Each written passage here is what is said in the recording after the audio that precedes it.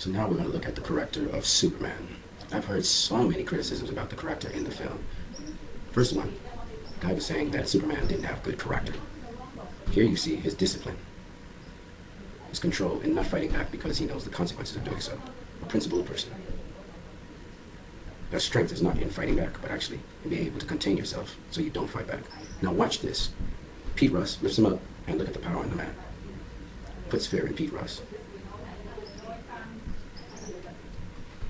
Here's his father talking about consequence to him, saying, what would have happened if you did hit the kid? Then he said, you have to decide what kind of person you want to become. Now this video was taken from Simon Colton. You can go check it out on YouTube. Clark Kent Tribute, Can't Pretend.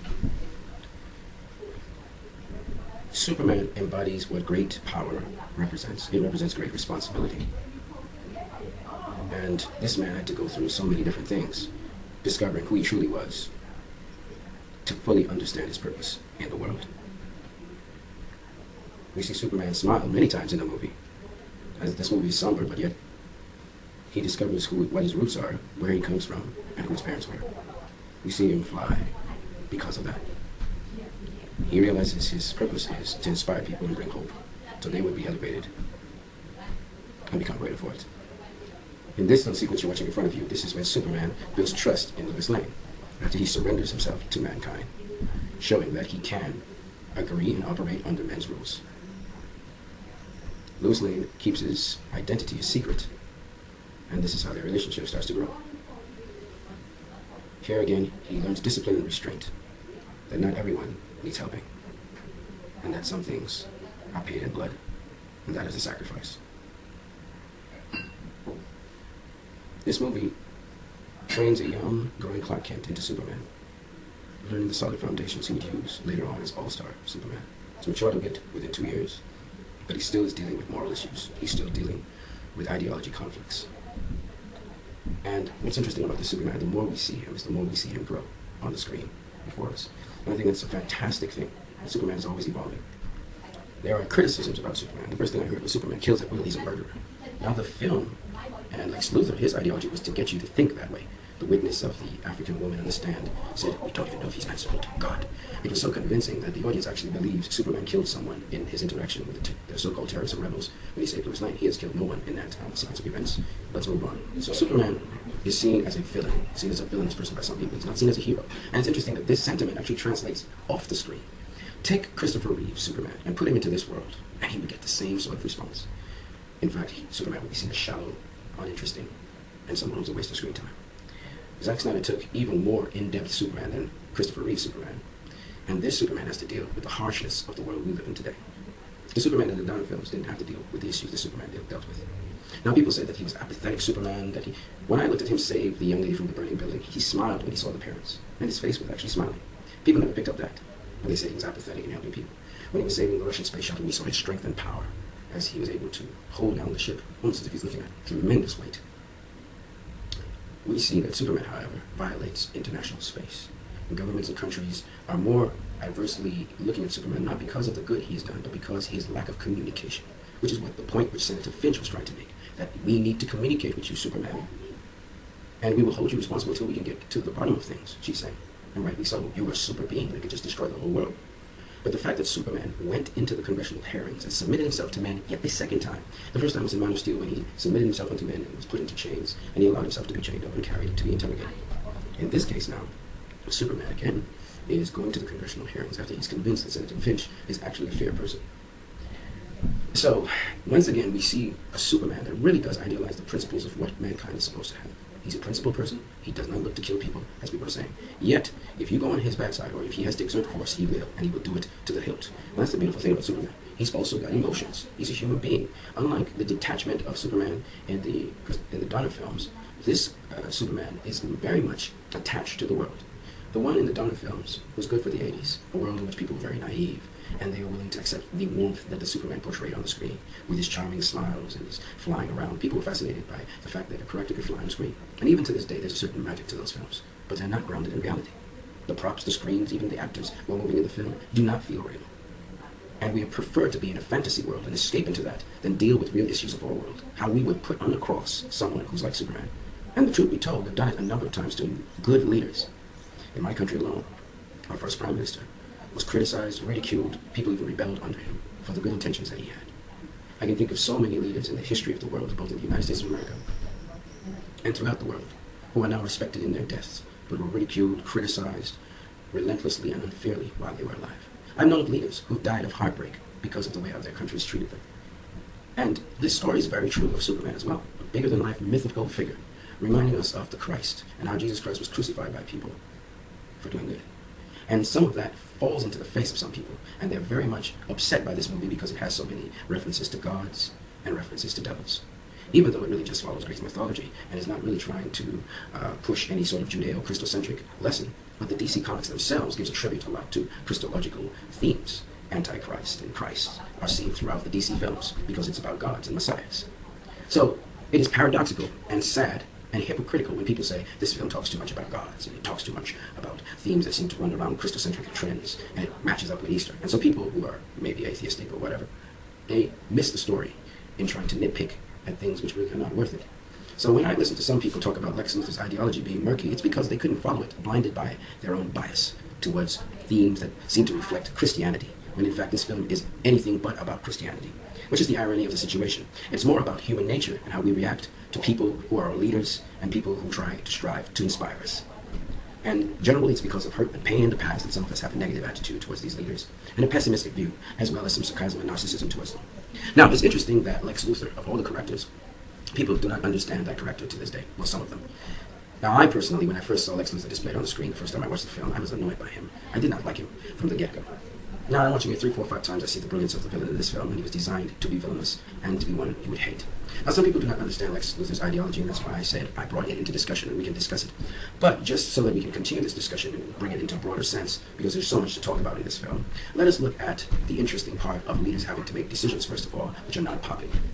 Now, people know that George Bush had a lot of conviction in doing the Iraq War. He was dead wrong in his convictions, and it brought about what we consider the mass genocide of a nation and people and the murder of a leader, Saddam Hussein, who had nothing to do with 9/11.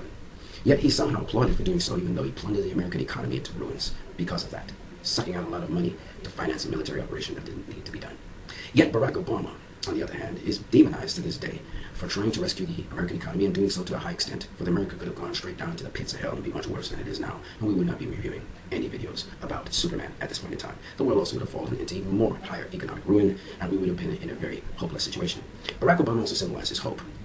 In fact, DC has adopted him as one of the Supermen. Now, what's interesting is that this man to this day is still being lambasted for only doing good acts, like Superman. Now, what I'm trying to say to you is, while the Republican Party has tried to undermine him, and now they have imploded on themselves, and they have to deal with Donald Trump, it's very interesting that in a similar sense, this movie, people who are detractors of it have been imploding upon themselves even after their evil acts. Which brings me back to Lex Luthor. Lex Luthor is an interesting character because Lex Luthor is evil to his core. If I were to summarize what Lex Luthor believes in all his sayings, I would break it down like this. Lex Luthor believes that the devil is all-powerful, that demons come from the sky, not the other way around. His God is the devil, Satan himself. No, not Satan in terms of Satan as we say in Christocentric circles. No, Satan as in those who will destroy all life. Their purpose for existence is simply to see all life be non-existent. When we talk about Doomsday, his creation, his birth child, Doomsday represents hopelessness for mankind and the utter destruction of the entire planet, in which Doomsday will go from planet to planet, simply destroying all life on them. Doomsday is called the Abomination for this reason. This was Lex Luthor's crowning work, to which he was very happy about in the film, because Lex Luthor is the epitome of hopelessness. His whole ideology is based on destruction, ruin, and he believes that ultimately the greatest power is evil. Now, I shall go through his statements. Now, I already re-involved Lex Luthor in the discussion, but I just want to go through some of his statements. The first thing Lex Luthor says is absolute power corrupts absolutely. So if absolute power corrupts absolutely, ladies and gentlemen, it means the most powerful dude has to be the most corrupted. Lex Luthor then goes on to say, power cannot be innocent. He's saying very clearly that those with great power are not innocent of their actions. And basically, he's making a case for evil people being all-powerful. You could say, well, actually, anybody who's all-powerful cannot be innocent because they will have to execute certain criminal acts against other people and justify it by saying it's for the greater good. And to some degree, I can agree with you, and to some degree, I cannot. However, let's move on to the next statement. He says, devils do not come from hell beneath us, they come from the sky. He's making a case that the picture that is put in his father's room should be inverted, saying that he really worships devils. Lex Luthor goes on to say, later on in the film, that He says to everyone, and we learn he's the puppet master later on, and he's gloating over his glorious manipulation of great gods like Superman, and powerful and very intelligent people like Batman. He's shown I have triumphed over men's intellect, and I have triumphed over superhero godlike power. This is what Lex Luthor is saying. And he finds it a travesty that with all his knowledge and all his intellect, he is still not the prominent, most powerful being. And he's making a case for why he should be that, because he, in his opinion, is following the principles of what govern the world. But Lex Luthor is still more warped in his reasoning to this end, because the man is consumed with evil. This man comes on later on in the film and says something like this. He says, if man won't kill God, the devil will do it. Lex Luthor believes, very truly, that his devil, which he's produced, which is in the form of Doomsday, will kill Superman. Then he goes on to say that God is not all-powerful and all good. If he is all-powerful, he cannot be all good. And he learned that from since a young child when his father was doing all the abominations on him. And this is where he has hate for any being that is greater than him that appears to look good. And he says, if God is all good, then he cannot be all-powerful. And again, that's a good reasoning, because if he was all good, he'd have the power to stop his father from doing abominations on him. Now, after he said all of that, you realize then that he's saying that God can only be, if he is all-powerful, evil. So he worships General Zod, saying you flew too close to the sky. General Zod is all about the destruction of mankind. He creates a being that would destroy and wipe out all mankind, including himself, and he has no problem birthing it, feeling proud about that, even though the first act his creation does is to try to kill him.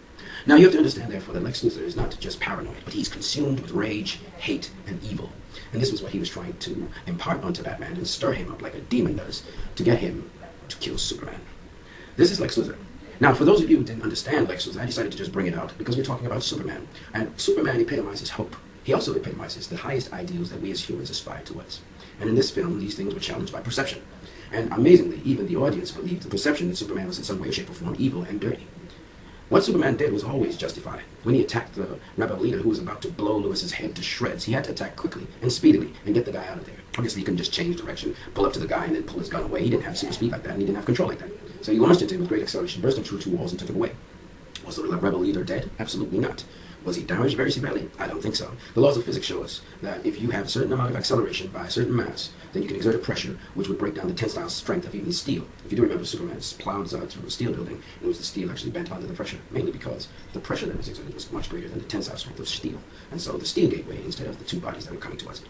Now, why am I saying all this? I'm saying all of this to show you the misconceptions people have, and that our perception of a hero can be distorted by someone else's coloring or poisoning of it. In this case, Lex Luthor was so effective in this film, being so very evil, that he convinced the audience that was watching the film that Superman had dubious character and motivations, and that Superman was actually a dubious character. And it's interesting that those people who already hated the film and had Lex Luthor's mentality of evil and hate and revenge would go into the movie with the same sort of attitude. And I just wanted to do this. Now, you guys still need to discuss what I just said in this video. Now, there's so much more to Superman than meets the eye, and I will talk about it in the next video. But again, guys, keep on discussing this video in the comment sections below. I want to hear what you have to say. This video talks about our relationship with people who may intimidate us, whether it's intellectually, physically, otherwise. And I hope that at the end of these discussions, we will be able to actually deal with one another in a much better way.